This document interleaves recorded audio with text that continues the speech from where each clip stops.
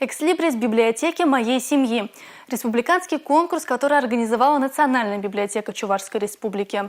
Он собрал вокруг себя увлеченных, творческих и, главное, читающих людей. Что же представляет собой экслибрис и каким его видят участники конкурса? Экслибрис – это художественно оформленный знак, удостоверяющий владельца книги. Когда мы объявляли о конкурсе, мы не думали, что откликнется столько человек, рассказывают библиотекари. Действительно, свои работы отправили 137 книголюбов. Но началось все с легкой руки Софии из села Янтиково.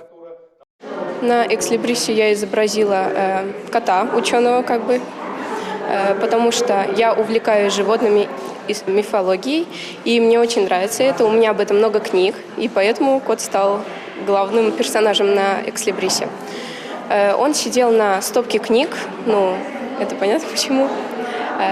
Еще рядом с котом был нарисован магический шар с символами гороскопа. Получается, рыбы, весы. Этим увлекается моя мама. Она любит читать гороскопы. Активно приняли участие в конкурсе студенты ЧГПУ имени Яковлева. И это не 2-3 увлеченных студента, а целых 30. Луиза Федорова заняла призовое место. Нам предложила наша преподавательница, и нам показалось это очень интересным, и мы все поучаствовали.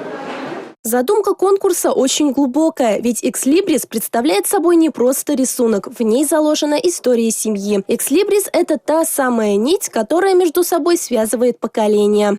В рамках этого конкурса по всей республике было объявлено о сборе, можно сказать, эскизов, готовых уже семейных экслибрисов, может быть, даже идей создания экслибрисов в домашних библиотеках, потому что именно экслибрис домашней библиотеки, семейной библиотеки, мы посчитали, будет служить связующим звеном между разными поколениями. В рамках проекта впервые в республике провели мониторинг семейных библиотек. В нем приняли участие 527 семей республики. Милена Алексеева, Игорь Зверев, Республика.